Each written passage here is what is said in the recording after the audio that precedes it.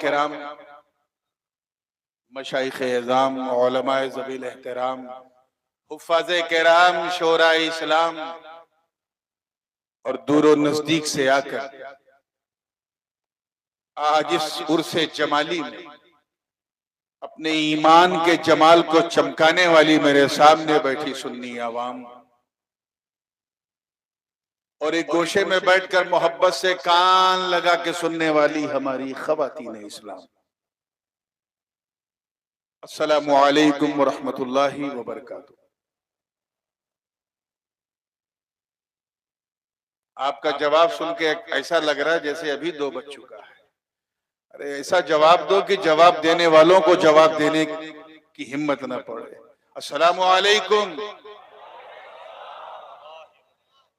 माशाअल्लाह।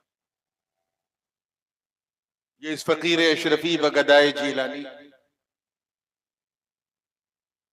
सैयद मोहम्मद नूरानी अल अशरफी अल जीलानी का पहला मौका है इस उर्स के हवाले से, जब मैं आपकी मोहब्बत की छांव में सैयदों की इस बस्ती, इस खूबसूरत गांव में, इस उर्स में आपसे मुखातिब हूं। और मुझे अंदाजा हो चुका है कि रात काफी हो गई है, बात भी काफी हो गई है, और जहां राजस्थान के इतने अच्छे अच्छे पढ़ने वाले नातखा हों, वहां ये कहने में भी संकोच नहीं है कि नात भी काफी हो गई है। अभी जब मैं आया तो शरीफ पालवी साहब पढ़ रहे थे, आला हजरत फाजिल बलरवी रहमतुल्लाह तआला अलैह का एक कलाम, जिसकी जो मुजम्मन कलाम जिसे पीर नसीर ने तज़मीन किया, उसी वक्त मेरे दिल में ख्याल आया कि आला हजरत का एक मनकबती कलाम है जिसकी इस फकीर ने तज़मीन की है। उसी से सिलसिले का आगाज करता हूँ। और इसी राजस्थान में मैंने इस कलाम को लिखा था 6-7 महीना पहले। मैं उदयपुर साइड में था, रास्ते में सफर कर रहा था, हाथ में मोबाइल था और ये कलाम हो गया। तो इसमें 2 मिसरे आला हजरत के हैं, 3 मिसरे इस फकीर के हैं। 2 और 3 मिला दो तो कितना हो गया? तो ये बिल्कुल पंजतनी रंग का बंद है। दिल में उतर जाए तो समझ जाइए कि उर्स में आना कबूल हो गया। ये कलाम आला हजरत ने मेरे जद्दे करीम मुर्शिदुल मलवाइन गौसुस सकलैन जद्दुना शेख अबू मोहम्मद अब्दुल कादिर जीलानी रजी अल्लाह तआला अन्हु की बारगाह में मनकबत के तौर पे लिखा था। और इसकी तज़मीन जो है वो मेरे जहन से नहीं गुजरी थी, तो मैंने कहा चलो मैं इसकी तज़मीन कर देता हूँ। तो इससे पहले कि मैं सुनाऊं, गुनगुनाऊं, आइए झूम झूम कर बारगाह रिसालत वाले रिसालत में हदिये दुरूद पेश कर लें। पढ़े अल्लाह सय्यदना मौलाना मुहम्मद व अला आलि सय्यदना मुहम्मद व बारिक वसल्लम।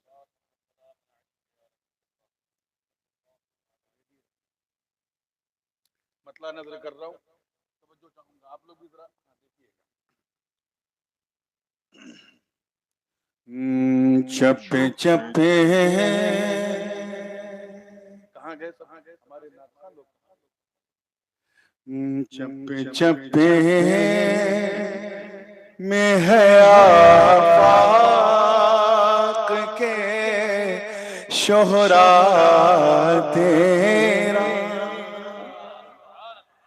चप्पे चप्पे में है आफाक के शोहरा तेरा, चरखे अफला के विलायत में उजाला तेरा। खादिम शाह साहब देखिए, चरखे अफला के विलायत में उजाला तेरा, रब ने कुछ ऐसा बनाया है सरापा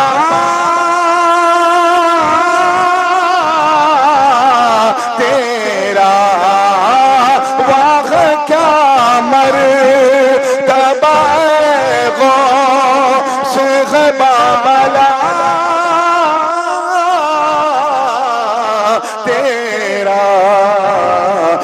ऊंचे ऊंचों के सरों से कदम आला तेरा। सुभान अल्लाह। सरों से कदम आला तेरा। मैं जानता हूं कि उर्दू आपकी भाषा नहीं है, लेकिन आप समझेंगे नहीं ऐसी मेरी आशा भी नहीं है, इसलिए कोई निराशा भी नहीं है। तो समझ में आए तो बोलिए गजूर। बहुत कम ऐसा होता है कि चिश्तियों के मजमे में कादरी रंग का कलाम पेश किया जाए या कादरियों के मजमे में चिश्ती रंग का कलाम पेश किया जाए। मेरा ताल्लुक दोनों से, इसीलिए पूरे हक से पढ़ रहा हूँ।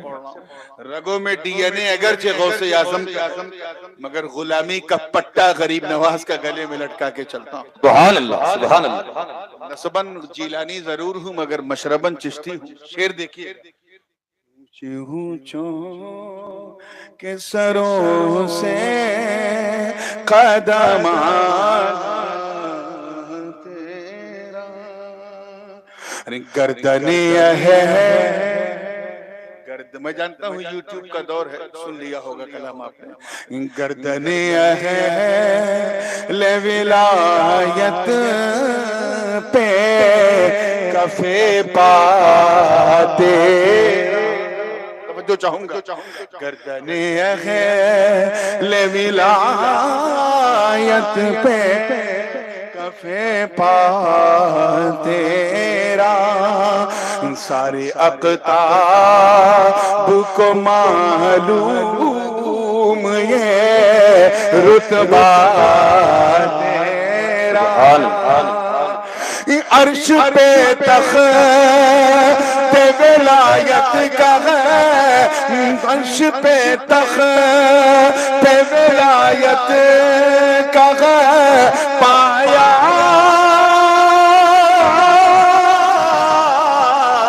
तेरा। सर भला क्या कोई जाने के है कैसा तेरा। औलिया मल ते है आँखें, वो है तलवार। सुभान अल्लाह, सुभान अल्लाह, सुभान अल्लाह। नाराए तकबीर, नाराए रिसालत, नाराए रिसालत, शहजादाए हुजूर गाज़ीए मिल्लत, नाराए तकबीर। और इस शेर पे मैं बतौर खास तमाम शहजादगान और तमाम उलमाए किराम खास तवज्जो चाहूंगा कि कितना खुदार बना फिरता है मंगता तेरा। कह दीजिए सुभान अल्लाह। लब हिलाए बिना मिल जाता है सदका तेरा। कादरी रंग का है सर पे अमामा। सुभान अल्लाह, सुभान अल्लाह, सुभान अल्लाह, सुभान अल्लाह। क्या दबे जिस पे हिमायत का हो पंजा तेरा। शेर को खत रे मिलाता नहीं कोता तेरा। सुभान अल्लाह, बहुत खूब, बहुत खूब, बहुत खूब। और ये शेर भी बतौर खास कि शिकम कहते हैं पेट को, किसे कहते हैं? शिकम मादर, मादर यानी माँ। शिकम मादर में जो कुरान सिखाता है तुझे, बहुत खूब, बहुत खूब। किस तरह वलियों का सुन, किस तरह वलियों का सरदार बनाता है तुझे। मेरे रब को वही भाता है जो भाता तुझे कसमें दे दे के खिलाता सुभान अल्लाह, है, पिलाता है तुझे प्यारा अल्लाह है तेरा चाहने वाला तेरा। चलिए बहुत बात हो गई, अब कुछ बात मुरीदों की हो जाए। वो खुशनसीब जो इन बुजुर्गों का दामन थाम लेते हैं, गौस पाक का दामन, क्या हाल होता है मैदान क़यामत में कि रोज़े महशर। देखिएगा, तवज्जो, आप लोग तो उर्दू समझते हैं। रोज़े महशर, रोज़े महशर वो शफाअत को पुकारे जाते। रोज़े महशर वो शफाअत को पुकारे जाते। अरे सर उठाए हुए वो पुल से गुजारे जाते। सर उठाए हुए वो पुल से गुजारे जाते और ज़बान से ये लगाते हुए नारे जाते इस निशानी के जो सग है वही मारे जाते। अरे हश्र तक मेरे गले में रहे पाटा तेरा। नाराए तकबीर, नाराए तकबीर, नाराए रिसालत, फैज़ाने हुजूर गौसे आज़म, फैज़ाने हुजूर शाह जमानुल औलिया, नाराए तकबीर, नाराए रिसालत। अशार बहुत हैं, वक्त कम है, इसलिए बस आखिरी ये शेर और हासिल ये आखिरी बंद है, उसके बाद मक्ता है। तवज्जो चाहूंगा, देखिएगा। और ये बंद मुझे बहुत पसंद है, बहुत अजीज है कि भाग गई है। तैयार हैं आप लोग? हाँ, सग कहते हैं कुत्ते को। किसे कहते हैं? सग यानी कुत्ता। भाग गई है सगे असहाबे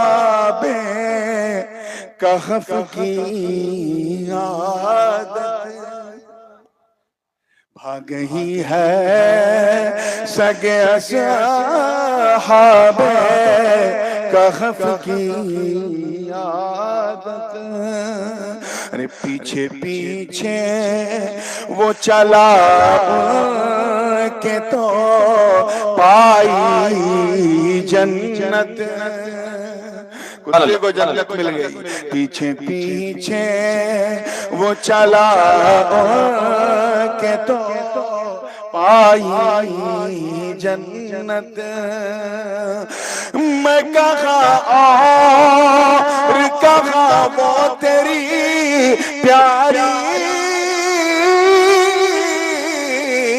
सोहबत तुझसे दर दर शेख सग सग शेख तुझको मुझको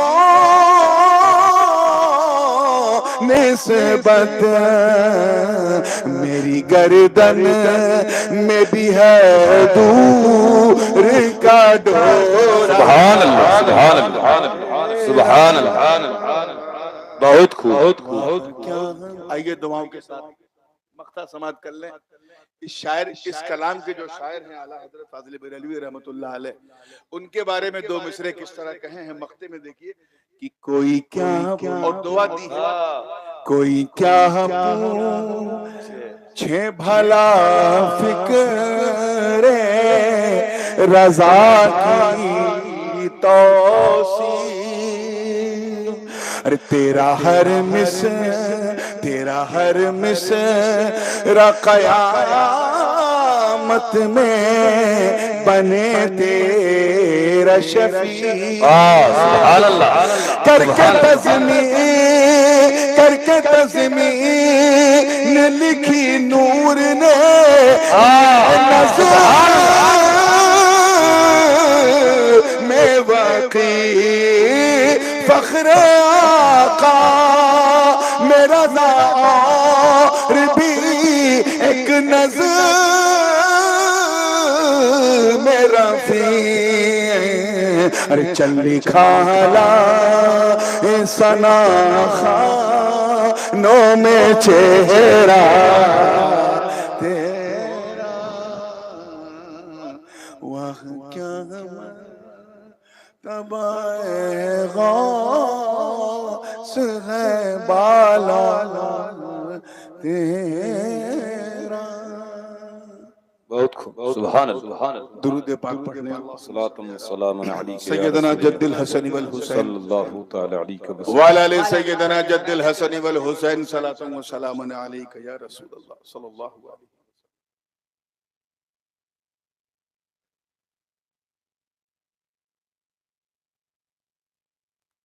कुरान मुकद्दस की एक आय करीमा के एक खूबसूरत हिस्से की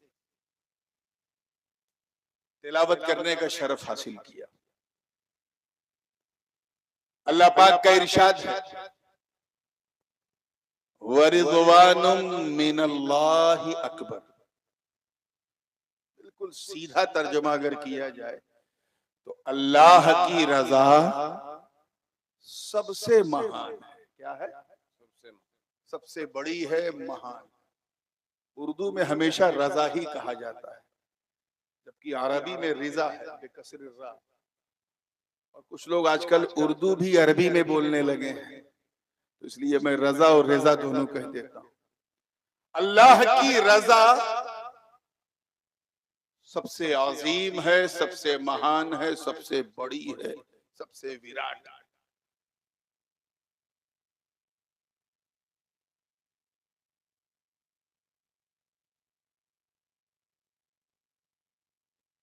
एक अच्छा बेटा उसे कहते हैं जो अपनी सेवा से अपने माँ बाप को राजी कर ले, है ना। मैं संस्कृत तो नहीं बोल रहा हूँ, थोड़ा सा हाँ बोलते रहिए। असल में आगे आपके इतने कैमरे लग गए हैं, मैं आपकी मजबूरी समझ रहा हूँ। ये सब मैंने बांग्लादेश में देखा, बड़ा अच्छा सिस्टम। और साहब नेक्स्ट टाइम आप यही कीजिएगा, वो 8 कैमरे इधर 8 कैमरे इधर, बीच में सन्नाटा, ताकि कम से कम बोलने वाला सुनने वालों को तो देखे। तो बहरहाल आवाज अगर पहुंच रही तो उसी का सहारा लीजिए। तवज्जो के साथ। एक अच्छा बेटा वो है जो अपनी सेवा से, अपनी खिदमत से अपने माँ बाप को प्रसन्न कर दे, यानी राजी कर दे। क्या कर दे? राजी। कहते हैं बड़ा सआदतमंद बेटा है, बुढ़ापे का सहारा।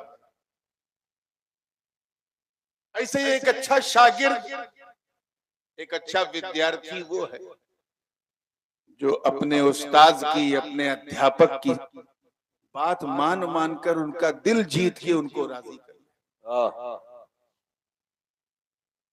एक अच्छा मुरीद भी वही कहलाता है जो अपनी मोहब्बत से, अपनी चाहत से, अपने ताल्लुक से, बल्कि अपनी खिदमत से अपने पीर को राजी कर ले।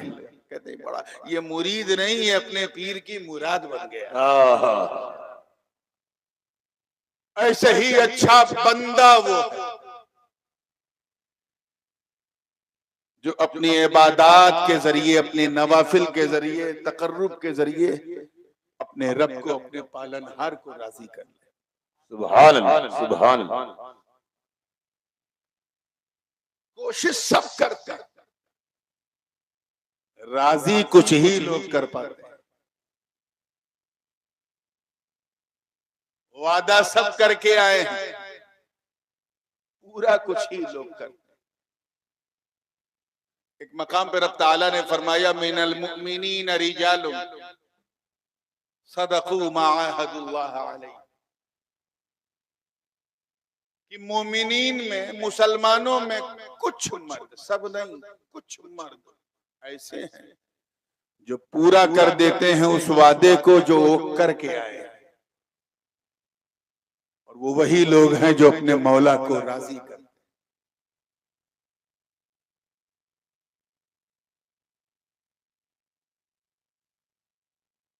और वो इसलिए जरूरी कि अगर तुम अपनी सेवा से अपने माँ बाप को राजी कर लो, अपने लगन से अपने उस्ताद को राजी कर लो, अपनी खिदमत से पीर को राजी कर लो, लेकिन खुदा को राजी नहीं कर सके तो कोई फायदा नहीं। और वो इसलिए क्योंकि अल्लाह की रजा सबसे महान, सबसे अजीम है, सबसे लाजवाब है, सबसे बेमिसाल है। अच्छा एक बात बताइए, अब क्योंकि मैं जैसा महसूस कर रहा हूं आप लोगों को, थोड़ा मैं बोलूं थोड़ा आप बोले तभी गाड़ी चलेगी। ये बताइए पूरे मजमे में कोई है ऐसा जो अपनी मर्जी से इस दुनिया में आया हो? अपनी इच्छा से आए हो इस दुनिया में? बोलिए जोर से। अपनी इच्छा से जाओगे, अपनी मर्जी से? तो हमारा आना हमारी मर्जी से नहीं, हमारा जाना हमारी मर्जी से नहीं, तो फिर हमारा जीना हमारी मर्जी से कैसे हो सकता है?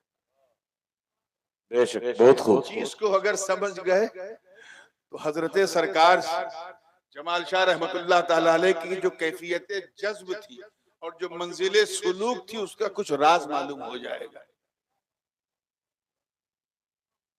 हम आए हैं अल्लाह की मर्जी से। किसकी मर्जी से? जोर से बोलो। अल्लाह की। जाएंगे भी इंशाअल्लाह तो अल्लाह की मर्जी से। तो हमारी कामयाबी इसी में है कि हम जिए भी तो अल्लाह की मर्जी से। आप खुद गौर करें, हमारी आंख हमारी मर्जी से नहीं बनी, मुंह हमारी मर्जी से नहीं बना, हाथ कान नाक गला कुछ भी हमारी मर्जी से नहीं बना, और चाहते हैं हम कि जीवन हमारी मर्जी से चले। ये कैसी है मौकत है? तो इसीलिए सुनो, जो रब की मर्जी से हटकर अपनी मर्जी से जीते वो बंदे बंदे रह जाते हैं, और जब अपनी मर्जी छोड़कर मौला की मर्जी पे जीता है, अगर वो बंदा हो तो बंदा नवाज हो जाता है, गरीब हो तो गरीब नवाज हो जाता है। अगर वो तौसा के तख्त पे बैठ गए तो तौसा का तख्त भी तख्ते सुलेमान। नाराए तकबीर, नाराए रिसालत, शहजादाए हुजूर काज़ी मिल्लत। बात समझ में आई? बीच बीच में मुझे वो डोज देनी पड़ती ताकि आप जागें, वरना मैं यहाँ आना नहीं चाह रहा था। अभी फिर वही जहन को ले जाए कि हम अपनी मर्जी से नहीं आए, सब कुछ अल्लाह की मर्जी से। ये मर्जी भी बड़ी अजीब चीज।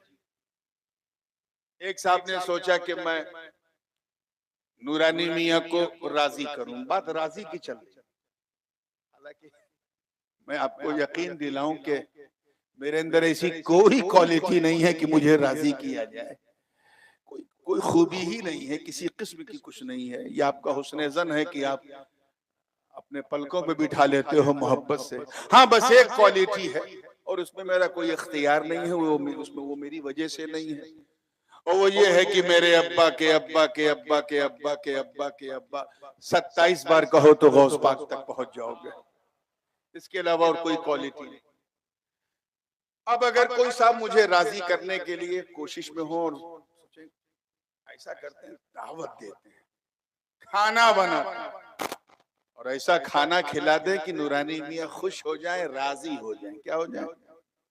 अब मैं उसके घर पहुंचा तो दस्तरखान हजरत ऐसा लगाया कि चिकन भी है, मटन भी है, कोरमा भी है, शावरमा भी है, इटालियन भी है, टर्किश भी है, तंदूरी भी है, अल्लाह जाने क्या क्या है, बिरयानी भी। अब उधर बिरयानी इधर नूरानी, देखा तो हो गई परेशानी। ऐसा नहीं कि खाना अच्छा नहीं था, एक्स्ट्राऑर्डिनरी डिलीशियस था, अति स्वादिष्ट व्यंजन, लेकिन मुझे मजा नहीं आया। क्यों? क्योंकि खाना मेरी पसंद के मुताबिक नहीं था। तवज्जो चाहूंगा, मैं सोच रहा हूँ कौन सी ऐसी मिसाल दूं कि ये रजा का जो मफहूम है ये खेतों में काम करने वाले हमारे भाइयों को भी समझ में आ जाए, जिनके लिए उर्दू जबान भी जिन्नाती जबान लगती है, उन्हें भी समझ में आ जाए। तो ये मिसाल एक मेरे जहन में आई। समझिए, मुझे मजा नहीं आया। क्यों?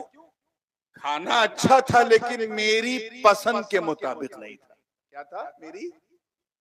मुझे पसंद है सादा खाना, सादी रोटी हो, सादा चावल हो, सादी दाल हो, सादी सादी हरी हरी सब्जियां हो, अचार हो, घी हो, यानी खाना जितना सादा होता है दुआ उतनी ज्यादा होती। अब मैं दस्तरखान पे गया तो मुशर्रब है, मुरग्गन है, जबरदस्त खाना। I couldn't enjoy with the food because the food wasn't cooked according to my desire. मेरी पसंद के मुताबिक नहीं था।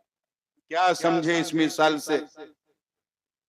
इस दरबार से वाबस्ता सुन्नियों क्या समझे कि बिला तशबीह जिस तरह मेहमान को राजी करने के लिए मेहमान की पसंद जानना जरूरी, ऐसे ही रहमान को राजी करने के लिए रहमान की पसंद जानना जरूरी।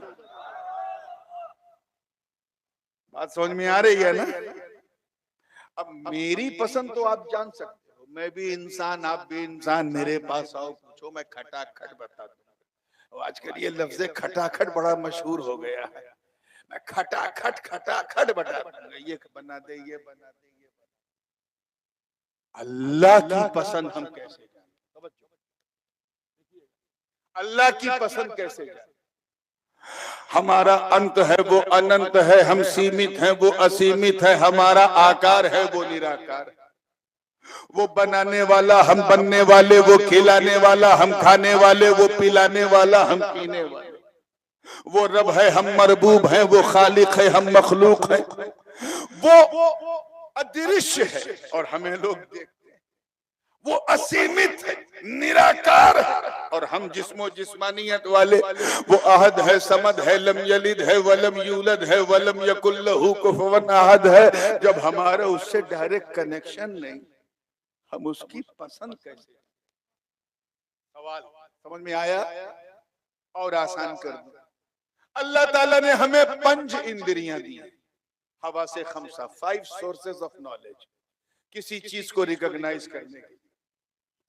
ये रंग नीला है कि पीला है कि सफेद है कि काला है, देखा तो पता चला। ये आवाज मर्द की है या औरत की, सुना तो पता चला। ये महक खुशबूदार है कि बदबूदार, सुगंध है कि दुर्गंध है, सूंघा तो पता चला। ये माइक ठंडा है कि गर्म, मुलायम है कि कड़ा, छुआ तो पता चला।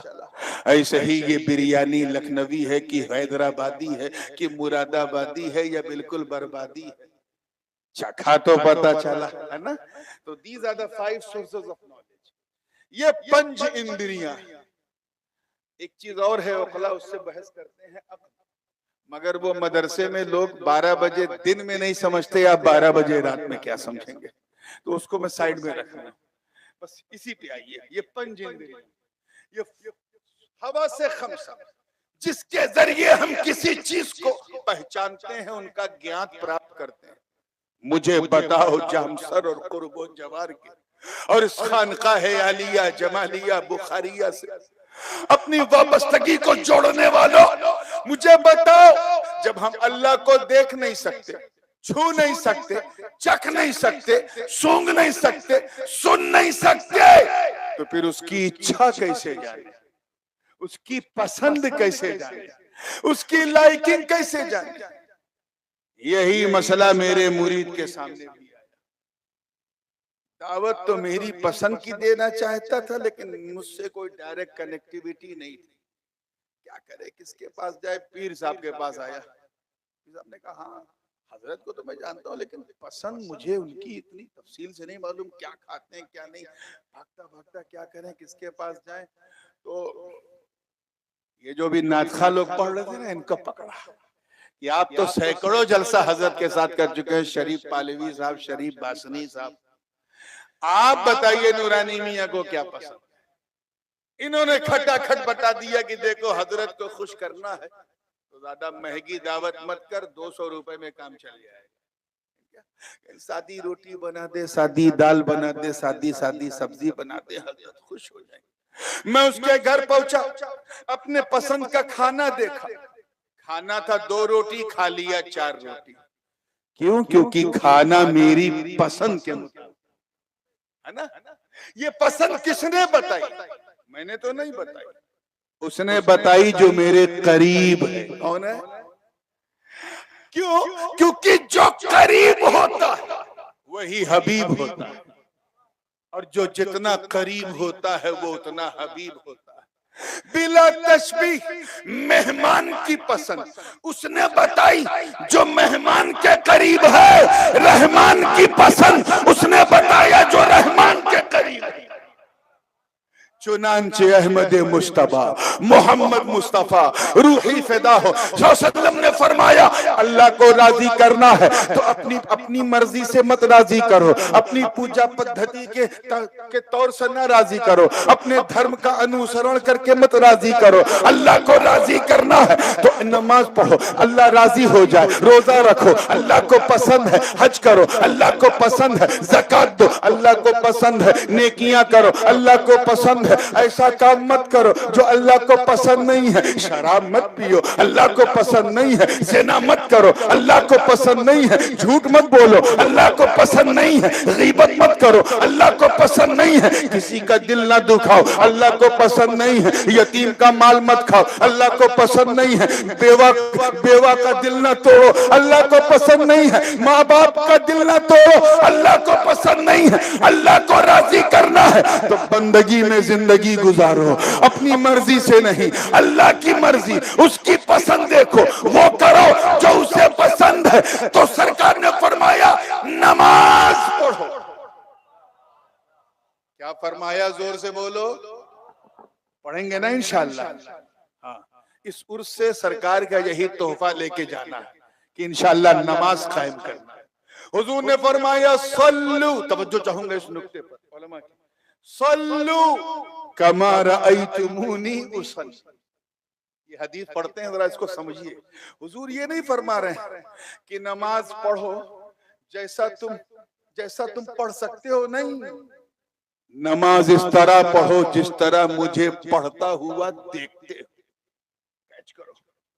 हनफी इमाम आजम ने जिस तरह देखा वो बताया, इमाम शाफई ने जिस तरह देखा वो बताया, इमाम मालिक ने जिस तरह देखा वो बताया, अहमद इब्ने हंबल ने जैसा देखा वो बताया।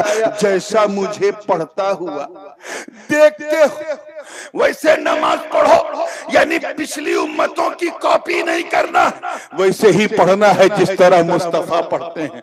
गोया नबी फरमा रहे कि नियत वैसे करो जैसे मैं करता हूँ, रुकू वैसे करो जैसे मैं करता हूँ, सजदे में वैसे जाओ जैसे मैं जाता हूँ, ऐसे ही तशहुद में बैठो जैसे मैं पढ़ता हूँ। तुझे हज करना है तो पिछली उम्मतों की कॉपी मत करो, बल्कि इहराम पहनो जैसे मैं पहनता हूँ, लब्बैक की सदा लगाओ जैसे मैं लगाता हूँ, तवाफ़े काबा करो जैसे मैं करता हूँ, सफा मरवा की सई करो जैसे मैं करता हूँ, मिना मुज़दलिफा अरफात में ठहरो जैसे मैं ठहरता हूँ, शैतानों को मारो जैसे मैं मारता हूँ। तुझे रोजा रखना है तो सिर्फ पिछली उम्मतों की तरह मत रख, बल्कि नियत कर जैसे मैं करता हूँ, जिक्र कर जैसे मैं करता हूँ, उसके बाद रोजा रख जैसे मैं रखता हूँ, मगरिब पढ़ जैसे मैं पढ़ता हूँ, साथ में इफ्तार कर जैसे मैं करता हूँ, तरावी पढ़ जैसे मैं पढ़ता हूँ, कुरान पढ़ जैसे मैं पढ़ता हूँ।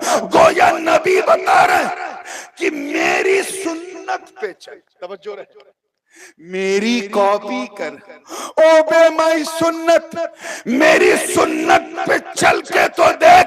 जब तू ऐसा करेगा तो मेरी सुन्नत भी अदा होगी, मौला की इबादत भी अदा होगी। अल्लाह को राजी करना है तो सुन्नते पाके मुस्तफा के जरिए राजी करो। टारगेट वही है, आए हैं उसी को राजी करने। राजी करने की पद्धति भी सबकी अलग अलग होती है।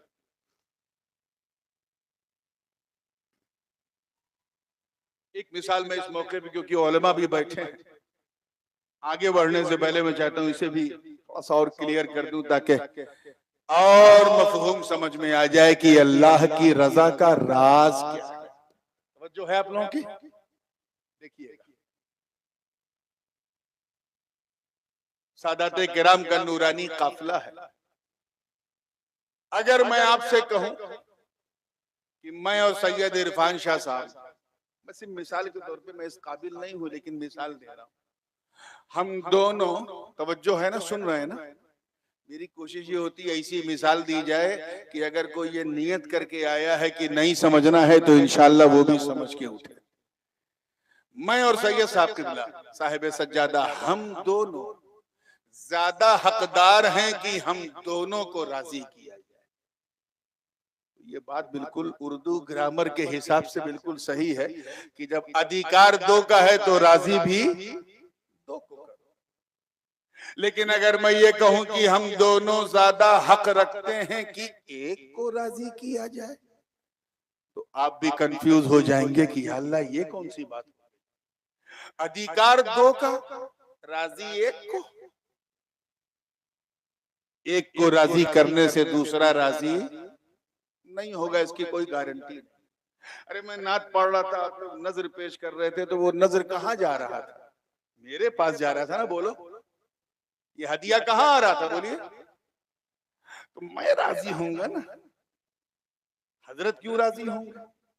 और अगर आप हाथ चूम करके हजरत को कुछ पेश करें तो हजरत राजी होंगे, मैं कैसे राजी? तो यार, जिसको राजी किया जाता है राजी भी वही, बोलिए, मैं यही समझाने की कोशिश कर रहा हूँ, वही राजी। ऐसा नहीं कि एक को राजी करो तो दूसरा राजी हो जाए, दूसरे को करो तो पहला राजी हो जाए, ऐसा उमूमन नहीं होता। मगर आओ कुरान का फैसला सुनो। अल्लाह पाक का इरशाद, अल्लाह व रसूलुहु अहक्कु अन युरदू, अल्लाह और उसका रसूल ज्यादा हकदार है कि उसे राजी किया जाए। अन युरदू हो है, उलमा की तवज्जो चाहूंगा, अन युरदू होमा नहीं है। ये नहीं कहा गया कि अल्लाह और उसका रसूल ज्यादा हकदार हैं कि उन दोनों को राजी किया जाए, नहीं। फरमान ये है कि अल्लाह और उसका रसूल ज्यादा हकदार है कि उसे, वाहिद मुज़क्कर की जमीन, उसे राजी किया जाए। अब तुम ही बताओ किसे राजी किया जाए? तो फिर नहवियों ने फैसला सुना दिया कि जब जमीर एक हो मर्जा दो हो, तो जो मर्जा जमीर के ज्यादा करीब है बस उसी को असल मान लो। मतलब साफ।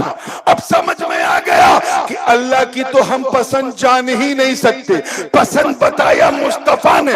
अब अल्लाह को राजी करना है तो रसूलुल्लाह का दामन थाम लो, जिससे नबी राजी उससे खुदा राजी। सुभान अल्लाह, सुभान अल्लाह, सुभान अल्लाह, माशाअल्लाह, बहुत खूब। जिससे मुस्तफा राजी उससे खुदा राजी। मतलब साफ है। गोया इस आयत के जरिए रब ताला ये फरमा रहा कि ये महबूब तेरी रजा ही मेरी रजा है, तेरी बात मेरी बात, जो तुम्हें राजी करे मुझे राजी करे। मैं मुहिब हूँ, तुम महबूब हो, मैं लवर हूँ, तुम बिलवड हो, मैं चाहने वाला हूँ, तुम मेरी चाहत हो। अब जो तेरा है वही मेरा है, जो मेरा है वो सब तेरा है, हम में कोई तेरा मेरा नहीं। तभी तो आला हजरत अजीमुल बरकत अशाह इमाम अहमद रजा मुहद्दिस बरेलवी ने डंके की चोट पे कहा कि मैं तो मालिक ही कहूंगा कि हो मालिक, यानी महबूब और मुहिब में नहीं, मेरा तेरा। नाराए तकबीर, नाराए रिसालत, शहजादा हुजूर गाज़ी मिल्लत। यही वो रजा है मेरे दोस्तों, जो मकाम रजा, ये बड़ा कीमती मकाम। इसको समझने के लिए अगर 9-10 बजे मैं बोलता तो शायद ज्यादा मुनासिब होता, लेकिन अगर ये बात मैं खानका में नहीं बोलूंगा तो क्या खामखा में बोलूंगा? अगर समझ में आवे तो एक बार सुभान अल्लाह कहना, ना समझ में आवे तो 2 बार कहना, ताकि कम से कम कहने का सवाब मिल जाए। याद रखना, इस मकाम रजा को समझाने के लिए, क्योंकि जब तक ये मकाम रजा समझ में नहीं आएगा तुम्हें ये रजा वाले समझ में नहीं आएगा। बहुत पूरी तवज्जो के साथ, ये जो नफ्स है ना, जो हमारे अंदर है, ये बड़ी अजीब चीज। ये तो आपने सुना है कि शैतान इंसान का खुला हुआ दुश्मन, सुना है ना? कितने लोगों ने सुना है, जरा हाथ उठा के बताओ कि शैतान इंसान का क्या है? हाँ, खुला, open enemy of all Mankind. इन्न शैतान लिल इंसानी अदुव्वुम मुबीन। शैतान इंसान का खुला हुआ। एक किताब है, सरसरी तौर पे मैंने कभी देखा, मनाकिबुल महबूबैन, जिसके अंदर हजरत ख्वाजा सुलेमान तोसवी रहमतुल्लाह अलैह के हालात और उनके मकूलात, आपने अपने मुरीदों में क्या क्या इरशाद फरमाया, वो भी उसको ख्वाजा नजमुद्दीन सुलेमानी रहमतुल्लाह अलैह उन्होंने पूरा नकल किया, और ये तौसा शरीफ में छपी हुई है। मैं हजरत ख्वाजा सुलेमान की नशिस्ती गुफ्तगू का एक हिस्सा आपके हवाले करने जा रहा हूँ, ताकि आपको समझ में आ जाए कि वो किस शान का तख्ते सुलेमान पे बैठा हमारा पीर पठान था। तैयार है ना? बिल्कुल जिंदगी के साथ देखिए। शैतान इंसान का खुला हुआ दुश्मन, ये तो खुला हुआ है, कैसा है? एक और दुश्मन है जो शैतान से भी डेंजर है, मगर वो छुपा हुआ है, और उस छुपे दुश्मन को नफ्स कहते हैं। क्या कहते हैं? डिजायर, वासना, लस्ट, जो चाहो कहो, वो नफ्स अंदर जो है। और एक बात बताऊं बड़ी दिलचस्प, कि शैतान और नफ्स ये दोनों एक दूसरे से बड़ी गहरी दोस्ती है, एक दूसरे को कोऑर्डिनेट करते हैं। जहां शैतान की दाल नहीं गलती, वहां नफ्स अपनी दाल गला देता है। इतना डेंजर है। आप सोचो ना, इब्लीस को शैतान कैसे बहकाता, वो तो खुद सबका सरगना था। नफ्स ने बहकाया कि अना खैरुम मिन्हु, मैं आदम से बेहतर। ये नफ्स इतनी डेंजर चीज, तो दोनों एक दूसरे को कोऑर्डिनेट करते हैं। मिसाल के तौर पे शैतान ने बहकाया, दिल में एक वसवसा डाला कि शराब पी लो। शैतान ने दिल में एक वसवसा डाला, शराब पी लो। तो नफ्स जानते क्या करता है? जो अंदर आपके है, वो उस शराब पीने को मुदल्लल बना देता है कि शराब जरूर पीना, पीने से पेट अच्छा रहेगा, सिस्टम सही रहेगा, नींद अच्छी आएगी, ये रहेगा। इतनी दलील दे देगा कि ना पीने वाला भी पी ले। कभी अगर नफ्स ने बहकाया तो शैतान उसे मुदल्लल कर देता है। यानी दोनों की संगत और जो कोऑर्डिनेशन है वो मिल के इंसान के साथ दुश्मनी कर। अब आप कहोगे कि रमजान का चांद दिखते ही शैतान को जंजीर में जकड़ दिया जाता है, सुना है ना? शैतान को कैद कर दिया जाता है। हमें तो जब शैतान कैद हो जाता है रमजान में, तो रोजा क्यों छोड़ते हो, झूठ क्यों बोलते हो, ये कौन बहका रहा है? ये वो नफ्स है जो तुम्हारे अंदर। ना समझो कि शैतान कैद में है तो कुछ नहीं होने वाला। शैतान का भी काम नफ्स को करना पड़ता। मिर्जा गालिब साहब दिल्ली में अपने साथी शोहरा के साथ बैठ करके रमजान के दिन 12 बजे दोपहर में आम खा रहे थे, कमरे में छुप के खा रहे थे। डाक साहब ने दरवाजा खटखटाया, अंदर गए, सबको आम खाते देखा तो कहा, अरे मिर्जा साहब क्या गजब है, रमजान के महीने में 12 बजे आप आम खा रहे हैं। अरे रमजान में तो शैतान भी कैद कर दिया जाता है। मिर्जा साहब बड़े ज़हीन थे, उनका वो जिस कमरे में शैतानों को कैद किया जाता है वो कमरा यही है। तो खैर खाने वाले कोई ना कोई हीला ढूंढ लेते हैं। तो शैतान और नफ्स का ये कोऑर्डिनेशन, हजरत ख्वाजा सुलेमान तौसवी रहमतुल्लाह ताला अलैह अपने मुरीद सादिक से कह रहे हैं, ऐ फर्जंद, इससे पहले कि शैतान तुझ पे गालिब आए, तू नफ्स को अपना बंदा बना दे, शैतान तेरा बंदा बन जाएगा। बल्कि खुद मेरे मखदूम पाक ने एक मकाम पे फरमाया कि लोग मेरे बंदे के बंदे। ये सवाल सुन के लोग चौंक गए कि बंदे के बंदे हैं, हम तो बंदे अल्लाह के हैं, और आप कह रहे हैं लोग मेरे बंदे के बंदे। तो मखदूम पाक ने फरमाया, लोग नफ्स के बंदे हैं और नफ्स मेरा बंदा है।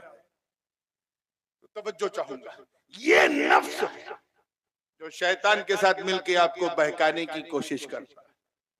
जैसे शैतान ने बहकाया कि मोबाइल देखो, तो नफ्स अंदर क्या डालता है कि मोबाइल जब खोलोगे, वीडियो देखोगे, यूट्यूब से तुम्हें खबरें मिलेंगी, जानकारी बढ़ेगी, ये नफ्स ने डाला। तो दोनों मिलके अपना काम कर।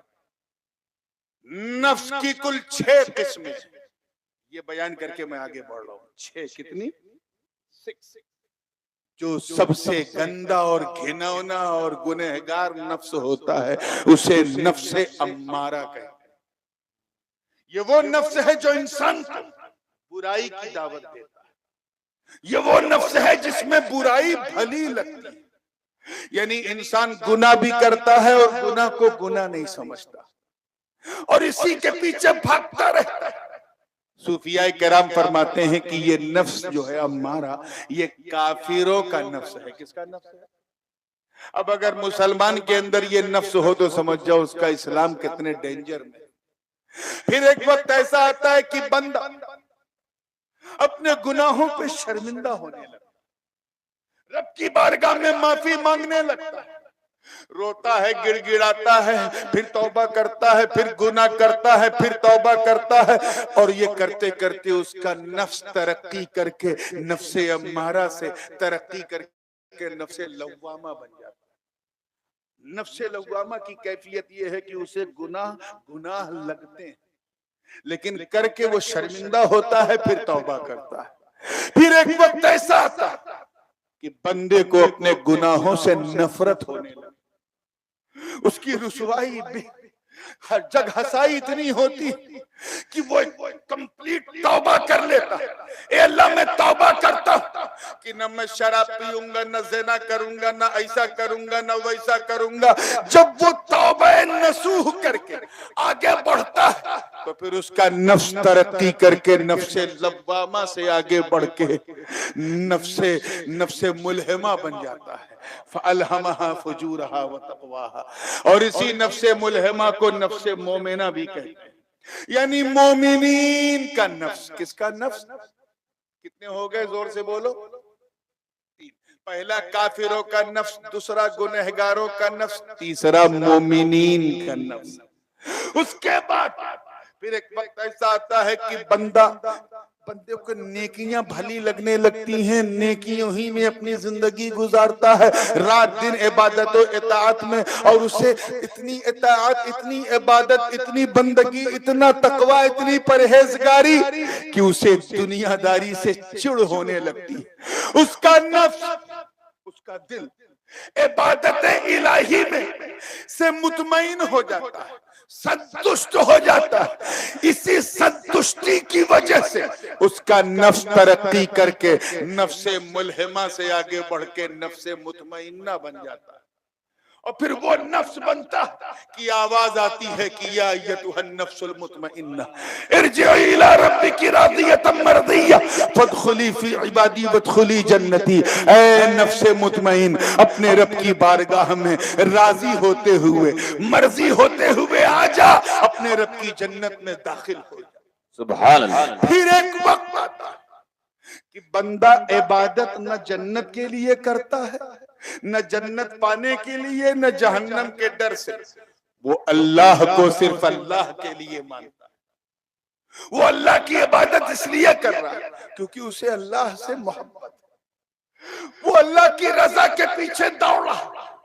वो हर वो काम करता है जो अल्लाह को पसंद है, रज़ाए इलाही में अपनी जिंदगी को गुजार देता है। चलते फिरते, उठते बैठते, सोते जागते, खाते पीते, बस एक ही चीज उसके दिमाग में चलती है, कुछ ऐसा करूं कि अल्लाह राजी हो जाए। वो हज भी करेगा तो इस नियत से कि अल्लाह राजी हो जाए। नमाज ड्यूटी के लिए नहीं बल्कि रज़ाए मौला के लिए, काम ड्यूटी के लिए नहीं बल्कि रज़ाए मौला के लिए, मुरीद भी ड्यूटी के लिए नहीं बल्कि रज़ाए मौला के लिए हासिल करता।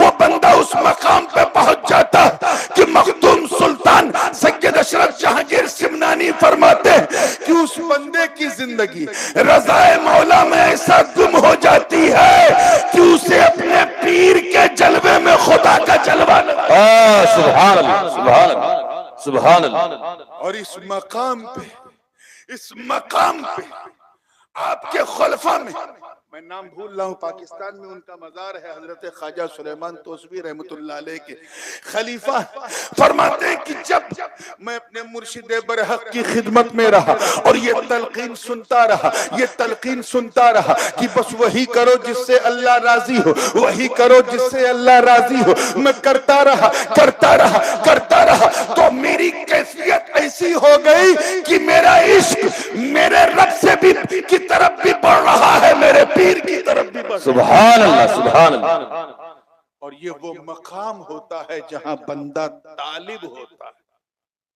तालिब होता है, रब की जात मतलूब होती है। फिर एक मौका और आता है, last but not the least, तवज्जो चाहूंगा जिंदगी के साथ, फिर एक मौका और आता है, माशाअल्लाह, एक मौका और आता है जब बंदा मौला की रजा में, देखिए कितने लोग कैच कर रहे हैं और जो कैच नहीं कर पा रहे हैं वो चुप रहेंगे ताकि मैं फिर दोहरा सकूं, लेकिन जो कैच कर रहे हैं वो बोलेंगे जरूर, ठीक है ना। बंदा फिर अल्लाह की रजा में जब सुबह शाम रातों दिन गुजारने लगता है, जब उसे अपने पीर के जलवे में मौला का जलवा नजर आने लगता है, जब वो न दिन के उजाले की खबर न रात के अंधेरे की खबर, जमाले यार को अपने सामने रखकर हजरत जमालुल औलिया की जबान में यह कहता कि मन के मंदिर में बिठाकर मैं तेरी पूजा करूं, तू मुझे देखे न देखे मैं तुझे देखा करूं। जब वो इस कैफियत में डूब जाता है तो फिर एक मौका ऐसा आता कि फिर उसका नफ्स नफ्से राजिया नहीं बल्कि नफ्से मर्जिया बन जाता है। अब वो तालिब नहीं मतलूब बन जाता है, वो मुहिब नहीं महबूब बन जाता है। यानी पहले तो पीर महबूब था, वो मुहिब था, पीर चाहत थी, वो चाहने वाला था, मगर फिर वो वक्त आया कि पीर चाहने वाला बन गया, मेरी चाहत बन गई। सुभान अल्लाह, सुभान अल्लाह। इसकी एक मिसाल मैं आपको दूं कि हजरत पीर पठान सैयदना ख्वाजा गौसे ज़मान हजरत ख्वाजा सुलेमान तोसवी रहमतुल्लाह ताला अलैह, उनके बड़े बेटे और उनके जानशीन बरहक हजरत ख्वाजा गुल मोहम्मद रहमतुल्लाह ताला अलैह और उनके पोते, आप सब उनका नाम जानते होंगे, हजरत ख्वाजा अल्लाह बख्श रहमतुल्लाह। ये तीनों मकाम कुतुबियत पर फाइज थे और ऐसा बहुत कम होता है कि बाबा भी कुतुब हो, दादा भी कुतुब हो, पोता भी कुतुब हो। पूरा खानवादे गौसिया कुतुबियत। इसी किताब में मैंने पढ़ा मनाकिबुल महबूबैन के अचानक जो है आपके पोते हजरत ख्वाजा अल्लाह बख्श रहमतुल्लाह अलैह एक मोहलिक बीमारी में मुब्तला, ऐसी बीमारी, तवज्जो चाहूंगा, ऐसी बीमारी कि जितने हुक्मा थे, जितने वैद्य थे, सबने इलाज करने से मना कर, किसी के बस में नहीं था, क्या करें, नाउम्मीदी। हजरत ख्वाजा सुलेमान रज़ी अल्लाह ताला अन्हु उस वक्त बाकायदे हयात नहीं, आपका तख्त है और उनका पोता मौत और जिंदगी के बीच में है, हकीमों ने फैसला कर दिया इलाज नामुमकिन। अचानक हजरत ख्वाजा जो आपके साहबजादे थे गुल मोहम्मद रहमतुल्लाह ताला अलैह, उनके मन में ख्याल आया। उसी वक्त हजरत सरकार ख्वाजा जमालुल औलिया हजरत सैयद जमाल शाह बुखारी अपने मुर्शिद के गांव तौसा में, पता नहीं किस मस्ती में थे, किस कैफियत में थे, उन्होंने कहा कि मैंने अपने बाबा से, देखिए हजरत ख्वाजा गुल मोहम्मद फरमाते हैं कि मैंने अपने बाबा यानी हजरत ख्वाजा गौसे ज़मान पीर पठान से रहमतुल्लाह अलैह से सुना कि मेरा ये मुरीद ये जमाल शाह जो है, इसके अंदर अल्लाह ताला ने जज्बो सुलूक की एक खास मंजिल इसे अता की है, जब कभी जरूरत पड़े तो इससे कहना ये इनकार नहीं करेगा। पीरजादा हजरत नूर गुल मोहम्मद पीरजादा अपने बाबा के मुरीद की बारगाह ये मारूजा पेश करता है कि ऐ बाबा, जमालियों अपनी किस्मत पे नाज करो, अपनी निस्बत पे नाज करो, पीरजादा हजरत ख्वाजा गुल मोहम्मद फरमा रहे कि ऐ जमाल शाह, वक्त आ गया है मैं आपसे कुछ अर्ज करूंगा। हुजूर आप तो मेरे पीर की निशानी, आप तो मेरे मखदूम ज़ादे हैं, आका ज़ादे हैं, मैं क्या कर सकता हूँ। कब मेरा बेटा अल्लाह बख्श बीमार है और बहुत मोहलिक बीमारी में मुब्तला है। सारे डॉक्टरों, हकीमों, तबीबों, वैदों ने हाथ खींच लिया इलाज करने से। मैंने अपने बाबा के कान से सुना है, उनकी जबान से सुना है, अपने कान से सुना है कि तुम्हें अल्लाह ताला ने जज्ब सुलूक के असरार अता किए हैं। तुम सिर्फ सालिक नहीं, जज्बी कैफियत वाले मजजूब भी हो। जरा सा आंख बंद करके मुराकबा करके इस्तिखारा तो करो कि मेरा बच्चा जिंदा रहेगा या मरेगा। एक वली अपने पीर के मुरीद, अपने बाबा के मुरीद से कह रहा, जरा इस्तिखारा। इतिहास गवाह है, ये किताब मनाकिबुल महबूबैन, इसकी औराक गवाह है कि आपने फिर इशा के बाद इस्तिखारा किया और इस्तिखारा करके सो गए। ख्वाब देखा और उस ख्वाब की कैफियत को अपने पीरजादा हजरत ख्वाजा गुल मोहम्मद की बारगाह में पेश किया और कहा कि घबराइए नहीं, आपके बेटे अल्लाह बख्श को कुछ नहीं होने वाला। क्या देखा आपने? का मैंने यही देखा कि आपके बाबा का तख्ते सुलेमानी सजा हुआ था।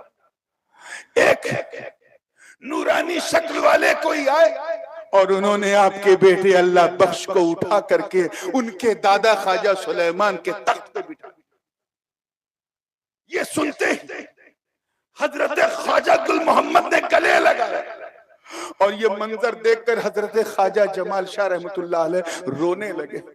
जब रोने की वजह आपने पूछी तो कहा इसकी ताबीर ये है कि अब हजरत ख्वाजा सुलेमान का अगला जानशीन आपका बेटा होगा, यानी आपका इंतकाल पहले हो जाएगा और आपका बेटा अल्लाह बख्श तख्ते सुलेमान पे विराजमान होगा उनका जानशीन बनके।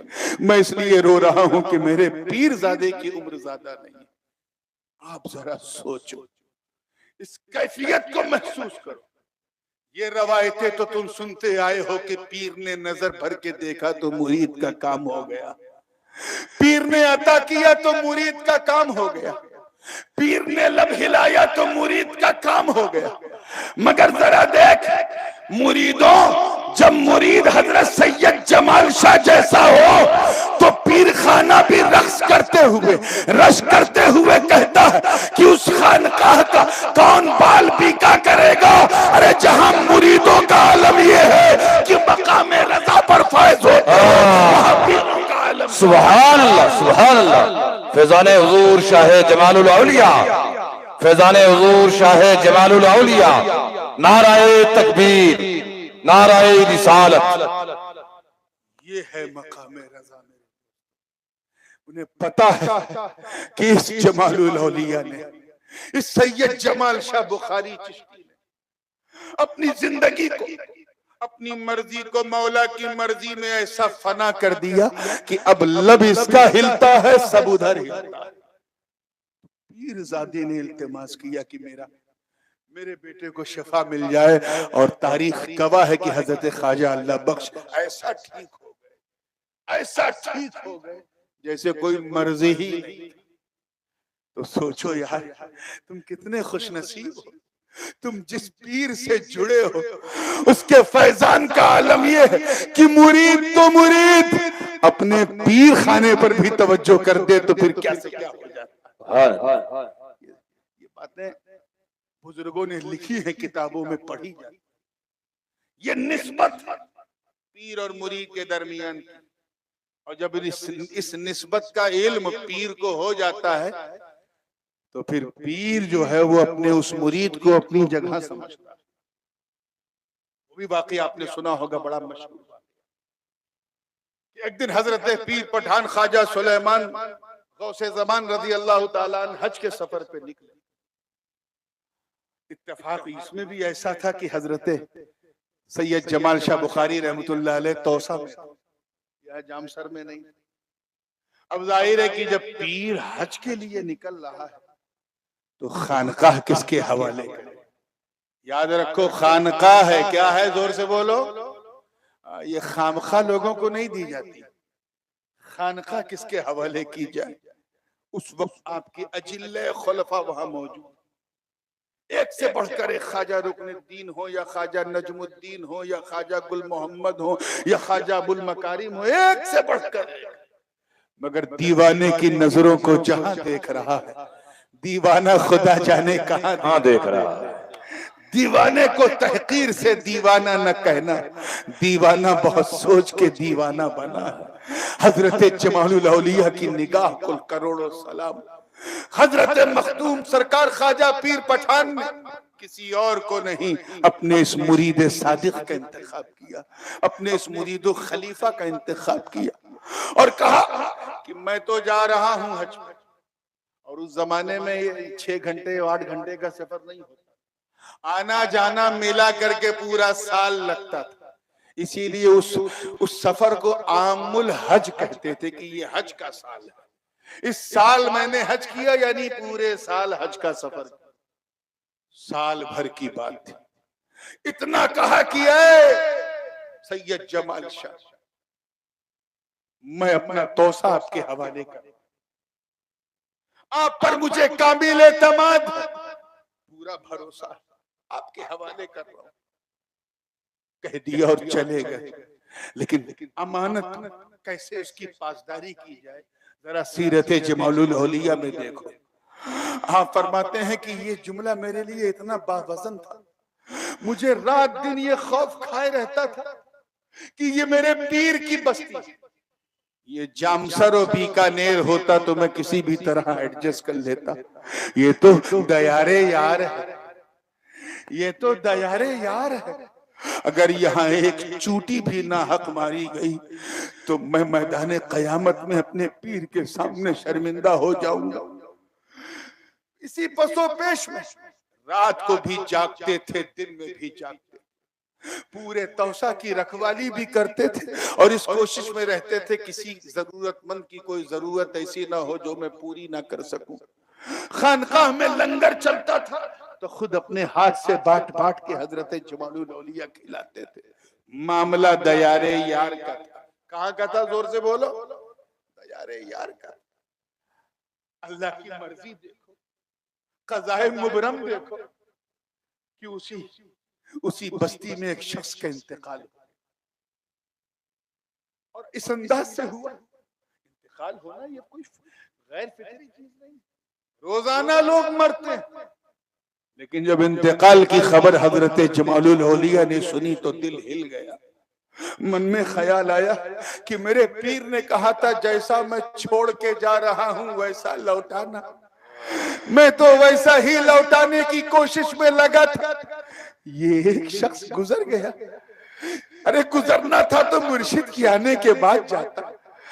अल्लाह की मर्जी, मगर इस तसव्वुर से, इस ख्याल से कि मैं अपने पीर को क्या जवाब दूंगा, रोते रहे, गिड़गिड़ाते रहे, मुनाजात करते रहे, इसी तगोदो में रहे, परेशान रहे।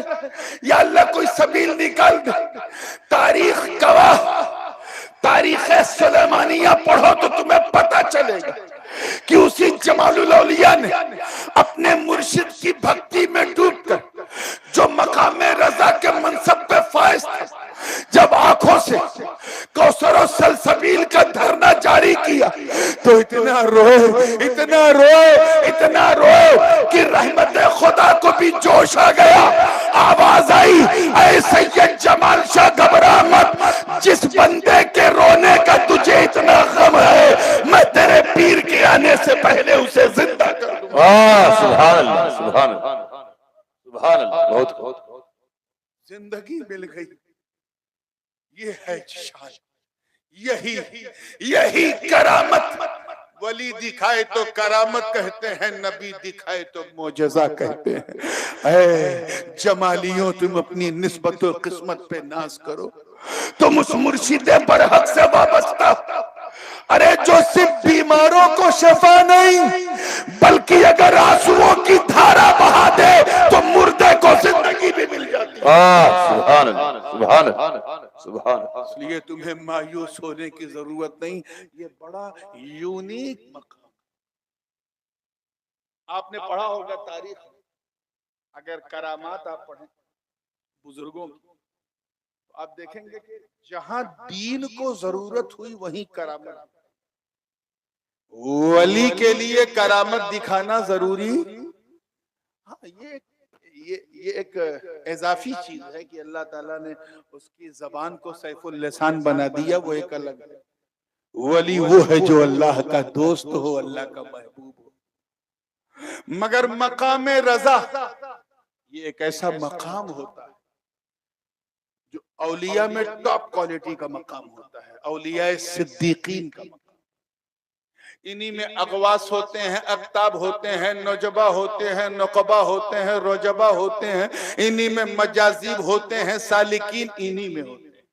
और आसान कर दूं, ये वो अल्लाह वाले हैं जिनको अल्लाह की तरफ से सरकारी पोर्टफोलियोज मिलता है कि तुम इस इलाके के कुतुब हो, तुम उस इलाके के गौस हो, वगैरह वगैरह। हजरत जुन्नून मिस्री रहमतुल्लाह अलैह फरमाते हैं कि जब बंदा मकाम रजा पे फायज होता है तो उसे यह हुक्म दिया जाता है कि अब तुझे अपनी जिंदगी को सिर्फ अल्लाह की रजा में फना कर, यानी करामत जहां दीन को जरूरत हो वहीं दिखाना, करामत नहीं दिखाना। तो हजरत जुन्नून मिस्री इसकी 3 कैफियतों को बयान करते हैं। मैं एक कैफियत बयान करके बात को खत्म करूंगा। एक कैफियत, और वो क्या है? तर्कुल इख्तियार बिमुर्रिल क़ज़ा, यानी जब कोई हादसा हो जाए, तवज्जो है ना, कोई घटना घट जाए तो उस घटना घटने से जो गम पैदा हो, उस गम पर अपने पावर को न दिखाना, ये है मकाम रजा। क्या है मकाम रजा? इसकी एक मैं मिसाल दे दूं तो आप सब समझ जाएंगे। हजरत ख्वाजा गौस मोहम्मद ग्वालियर रहमतुल्लाह अलैह का नाम तो सुना होगा।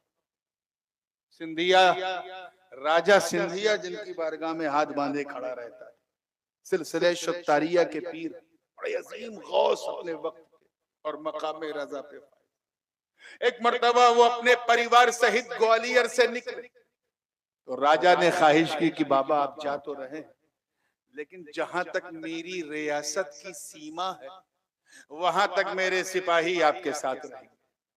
हजरत ख्वाजा गौस मोहम्मद ग्वालियर ने मना नहीं किया, ठीक है चल पड़े। जहां तक सीमा थी सारे सिपाही साथ में थे, सीमा समाप्त हुई, सिपाहियों ने साथ छोड़ दिया। हजरत ख्वाजा गौस मोहम्मद ग्वालियर अपने परिवार सहित निकले, उनकी बीवी, बच्चे, भतीजे, बहू सब उनके साथ थे।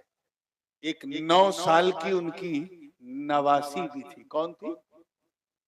9 साल की नवासी, और वो भी साथ में थी। सफर चल रहा था कि इसी दौरान डाकुओं ने चंबल के करीब में हमला कर दिया।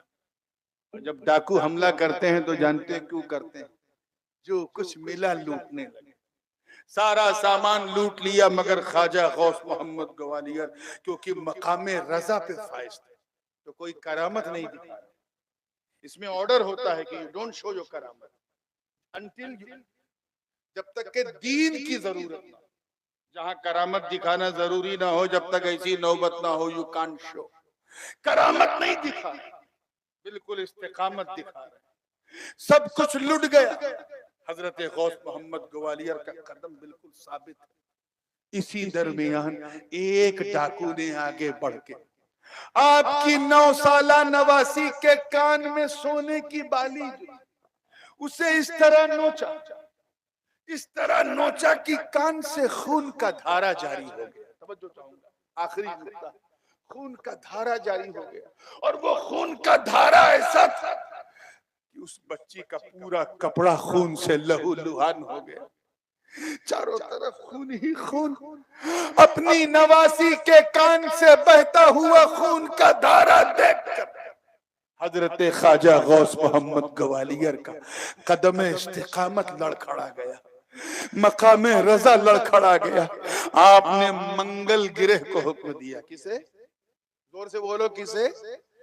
मिर्रीख को हुक्म दिया, ऐ मिर्रीख नीचे उतर, और जिन जालिमों ने ये हरकत की है सबकी गर्दन को कलम कर दे।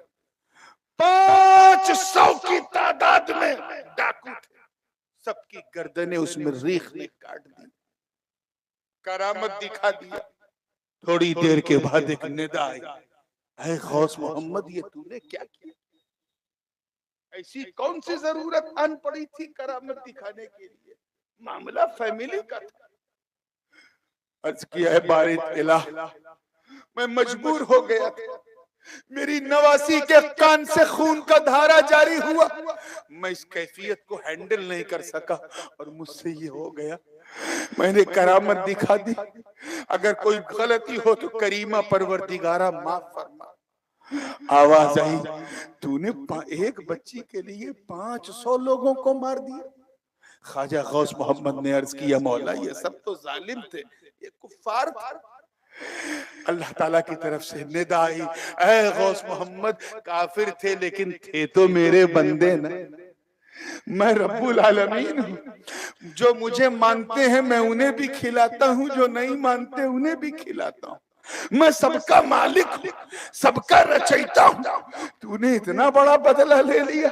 हजरत ख्वाजा गौस मोहम्मद ग्वालियर रोने लगे, गिड़गिड़ाने लगे, इतना रोए, इतना गिड़गिड़ाए कि अल्लाह के रहमो करम को की बारिश हुई और हजरत गौस मोहम्मद को फिर मकाम रजा पे फायज कर। अब समझ में आया कि दश्ते करबला में हुसैन ने करामत क्यों नहीं दिखाई, क्यों नहीं दिखाई। अब्बास के बाजू कट गए मगर हुसैन करामत नहीं दिखा रहे। सकीना की प्यास की शिद्दत बढ़ गई लेकिन हुसैन करामत नहीं दिखा रहे। कासिम की जवानी लुट गई मगर हुसैन करामत नहीं दिखा रहे। अली अकबर का लाशा खून में नहा गया मगर हुसैन करामत नहीं दिखा रहे। और नो मोहम्मद का बचपन छिन गया मगर हुसैन करामत नहीं दिखा रहे। ऐ आका हुसैन, आपने करामत क्यों नहीं दिखाई? आपके बच्चे बगदाद में करामत दिखाएं, अजमेर में करामत दिखाएं, कलियर में करामत दिखाएं, जामसर में करामत दिखाएं, किचौचा मारहरा में आपके बच्चे करामत दिखाएं। आका, आपने करामत क्यों नहीं दिखाई? मेरा विजदान कहता कि अगर हुसैन अपनी जुल्फ़िकार को दश्ते करबला में गाड़ देते तो पूरा करबला समंदर बन जाता, मगर हुसैन ने करामत नहीं दिखाई। अगर आका हुसैन सिर्फ आसमान की तरफ देख लेते तो इतनी बारिश होती कि पूरे करबला में सैलाब आ जाता, मगर हुसैन ने करामत नहीं दिखाई। अरे हुसैन तो हुसैन, अगर प्यारी सकीना अगर अपनी ओढ़नी को नहरे फुरात की तरफ उछाल देती तो खुदा की कसम पूरी पूरी नहरे फुरात कट के खेमे में आ जाती, मगर करामत नहीं दिखाई। हम ये पढ़ते आ रहे हैं, सुनते आ रहे हैं कि नन्हे 6 माह के अली असगर को किसी ने करबला की जमीन पे नहीं बिठाया।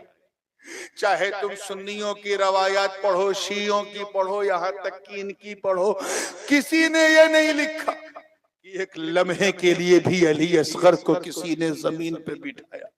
कभी वो बाबा की गोद में, कभी भाई सज्जाद की गोद में, कभी बहन सकीना की गोद में, कभी फूफी जैनब की गोद में, कभी शहरबानों की गोद में, उम्मे आला की गोद में, कभी अंसार अहले बैत की गोद में, कभी आवाने अहले बैत की गोद में, कभी कनीजाने अहले बैत की गोद में। और जब रात हो जाती थी तो एक कपड़ा बांध दिया जाता था, उस पे अली असगर को लेटाया जाता था, जमीन पर किसी ने नहीं बिठाया। क्यों? अल्लाह करे समझ में आए। क्यों? क्योंकि सबको पता था ये हुसैन के मकामे रजा का टेस्ट है। सबको पता था हुसैन के नफ्से मर्जिया का टेस्ट है। यहाँ करामत नहीं, इस्तिकामत दिखाना। सबको पता था, मसलहत सब जानते थे, इसीलिए किसी ने नन्हे अली असगर को जमीन पे नहीं बिठाया। सब जानते थे कि अगर जमीन पे बिठा दिया और वहीं बैठे बैठे अगर सकीना से अल आतश की आवाज सुन ली और सूखे सूखे हुसैन के होठों को देखकर बेचैन हो गए और इस बेचैनी में अगर अपने पांव की एड़ी को दश्ते करबला में रगड़ दिया तो इस्माइल का पोता है, कहीं दूसरा जमजम न जारी हो जाए। कहीं दूसरा जमजम न जारी हो जाए। हुसैन मकाम रजा पर है और कभी करामत दिखाना जरूरी होता। जैसे इमाम हुसैन के बेटे के बेटे के बेटे के बेटे के बेटे के बेटे 13-14 बार कहो हुजूर ख्वाजा खाजगा हिंदल वली अताए रसूल फरजंदे बतूल बागे नबूवत के फूल वाली हिंदोस्ता ख्वाजा मुईनुद्दीन चिश्ती रज़ी अल्लाह ताला अन्हु ने दिखाई। वहां भी करबला में भी पानी पे पहरा लगा था, अजमेर में भी अना सागर पे पानी का पहरा लगा था कि नहीं? वहां हुसैन ने इस्तिकामत दिखाई, यहाँ गरीब नवाज ने करामत दिखाई। 1 सेकंड सब्र नहीं किया, फौरन हुक्म दिया अपने खादिम को, जाओ अना सागर से कह दो तुझे हसन संजरी ने बुलाया है। ऐ आका हुसैन आपने करामत क्यों नहीं दिखाई? तो आवाज आई, कहा सुन। दोनों की ड्यूटी अलग थी और उस ड्यूटी में छुपी हुई ब्यूटी अलग थी। हुसैन ने इस्तिकामत दिखाई, गरीब नवाज ने करामत दिखाई। क्यों? क्योंकि हुसैन करबला में इस्लाम फैलाने नहीं बचाने के लिए गए थे और गरीब नवाज भारत में इस्लाम बचाने नहीं फैलाने के लिए आए थे। बचाने के लिए इस्तिकामत जरूरी है, फैलाने के लिए करामत जरूरी है। इतिहास गवाह है, जब जब जैसी जरूरत पड़ी बचाने की, तो हजरत जमालुल औलिया ने भी मजर हुसैन बन करके इस्तिकामत दिखाई।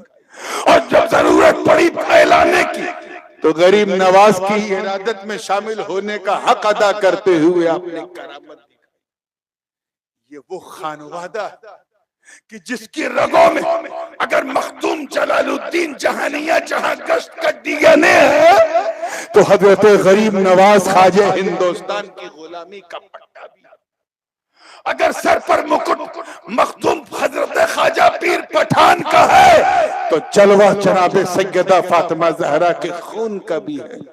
तुम्हारे तो दोनों हाथ में लड्डू है, इसलिए इधर उधर भटकने से बेहतर है कि इस खानकाह से अपनी जबीने नियाज को वाबस्ता रखो, जोड़ के रखो, मजबूती से पकड़ के चलो, ताकि जब तुम कभी बीकानेर से हनुमानगढ़ तक कहीं भी जाओ तो तुम्हें देखने वाला यही कहे, जब जमाली ऐसा है तो जमाल कैसा होगा। सुभान अल्लाह। जब जलाली ऐसा है तो जलाल कैसा होगा, जब लाली ऐसा है तो लाल कैसा होगा, जब मुरीद ऐसा है तो इसका मुर्शिद। सुभान अल्लाह, सुभान अल्लाह। यकीन जाने रात काफी हो गई, इस मजमून को मैं चाहता और थोड़ा सा।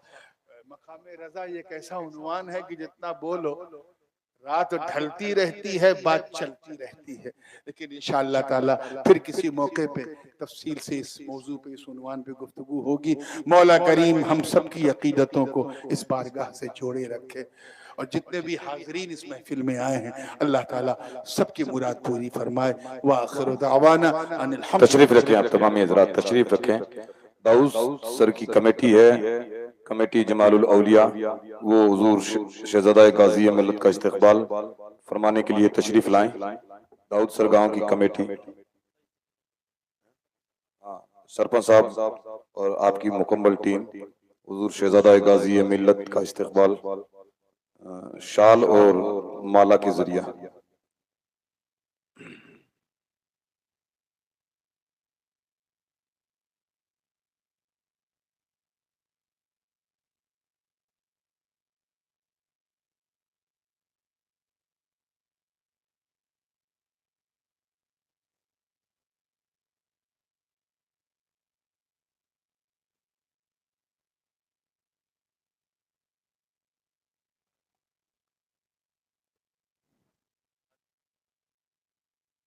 सुभान अल्लाह। नाराए तकबीर, नाराए तकबीर, नाराए रिसालत, नाराए रिसालत। उर्से शाह जमालुल औलिया, उर्से शाह जमालुल औलिया। नाराए तकबीर, नाराए रिसालत।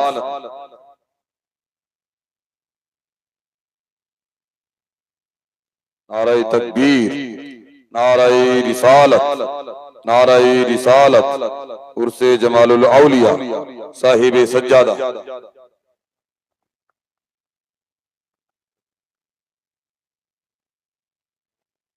या नबी सलाम अलैका, या रसूल सलाम अलैका, या हबीब सलाम अलैका, सलवातुल्लाह अलैका, सलवातुल्लाह अलैका। आपका तशरीफ लाना वक्त भी कितना सुहाना, जगमगा उठा ज़माना, हूरे गाते थे तराना। या नबी सलाम अलैका, या रसूल सलाम अलैका, या हबीब सलाम अलैका, सलवातुल्लाह अलैका। अशरफी शैदा तुम्हारा करके दुनिया से किनारा, रखता है तुम पे सहारा, लाज रख लीजिए खुदारा। या नबी सलाम अलैका, अस्सलाम एसाज गुंबद के मके, अस्सलाम या रहमत लिल आलमीन। तू सखी तेरा सफे दरबार गए, कर करम कर दो तो बेड़ा। इरादा तो मेरा था दुआ करने का, लेकिन आप सभी हजरात को मालूम है कि अपनी महफिल इज्तिमा की रस्म अभी बाकी है, तो महफिल इज्तिमा की रस्म भी होगी और 2:30 बजे एग्जैक्ट फातिहा लगेगी, जो हमारा वक्त मुकर्रर है हमेशा के लिए। तो उस टाइम इंशाअल्लाह दुआ मैं करूँगा। अभी मेरी मोहब्बत है कि हजरत हम सब के लिए दुआ फरमाएं। बिस्मिल्लाहिर्रहमानिर्रहीम। अल्लाहुम्मा सल्लि अला सय्यिदिना मुहम्मदिन व अला आलि सय्यिदिना मुहम्मदिन व बारिक वसल्लिम। खुदा बंदा मलिका बादशाह करीमा कारसाजा बंदा नवाजा बेनियाजा परवरदिगारा मालिक मौला, तो अपने फजल से उससे पाक की इस तकरीब मुबारक को, इस जलसे मुबारक को कबूल फरमा। ए अल्लाह, इसमें हम सब का आना, बैठना, सुनना, सुनाना साहिब उर्स के तुफैल कबूल फरमा। और कोई बेदबी हो गई हो, गलती, तसाहुली, गफलत हो गई हो तो करीमा हुजूर जमालुल औलिया के सदक़े में माफ़ फरमा। हमारे असातिज़ा, मशाइख, हमारे माँ बाप, हम सब की खताओं को माफ़ फरमा। ए अल्लाह, हमारे दिलों में नूर, कदमों में सिबात अता फरमा। हमारे दिलों को ईमान की ज़ियाओं से मौला रोशन फरमा। मालिक मौला, इस खानकाह को बामे उरूज अता फरमा। इस खानकाह के फ्यूज़ व बरक़ात न सिर्फ राजस्थान बल्कि पूरे आलम इस्लाम तक फैला दे मौला। यहाँ के साहिब सज्जादा जितने भी शहजादगान, मखदूम ज़ादगान हैं, ये अल्लाह सब पर अपना खास फजल फरमा, करम फरमा और सबको ये तौफीक अता फरमा कि तेरे दीन का झंडा लेकर जिस तरह इनके असलाफ चले फिरे हैं, ये भी चलते फिरते रहे। मालिक व मौला, इस उर्स में साहिब सज्जादा की मोहब्बत है, इस फकीर को माइक दिया दुआ के लिए, मनानम के मन दानम। लेकिन मैं यही अर्ज करूंगा कि जिसके मन में जो भी तमन्ना है, जो भी मुराद है, आज इस बामुराद खानकाह के सदक़े में उसे पूरी फरमा दे मौला। जो जिस उम्मीद के साथ आया है उस उम्मीद को पूरी फरमा दे मौला। जो बेरोजगार हैं बरसरे रोजगार फरमा, जो कर्ज के बोझ तले दबे हैं सुबुकदोश फरमा। मौला जो बीमार हैं उन्हें शिफा अता फरमा, और जो तेरी रहमत में मुंतकिल हो गए उनकी मगफिरत फरमा। ए अल्लाह पाक परवरदिगारा मालिक को मौला, जो लोग जिनके घरों में बच्चियां जवान हैं, रिश्ते दरकार हैं, दस्ते गैब से बेहतर मुवाफिक रिश्ते अता फरमा। परवरदिगारा बच्चों के मुस्तकबिल को रोशन और ताबनाक फरमा। ये अल्लाह तू बस हमें अपना मोहताज बनाए रख, किसी गैर का मोहताज ना बना। मालिक को मौला फजल फरमा, तुझे फजल करते नहीं लगता बार, न हो तुझसे मायूस उम्मीदवार। बिहुर्मतिल फातिहा।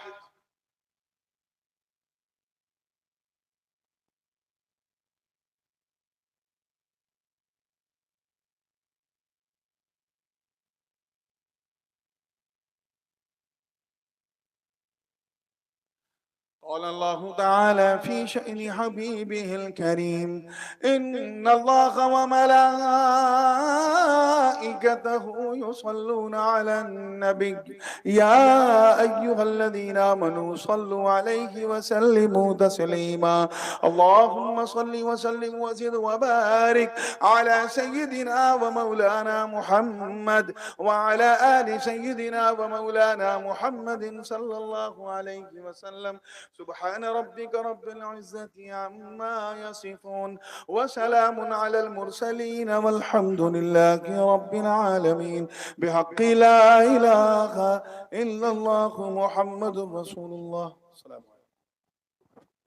कीजिए और 2 बजे 2:30 बजे एग्जैक्ट फातिहा होगी।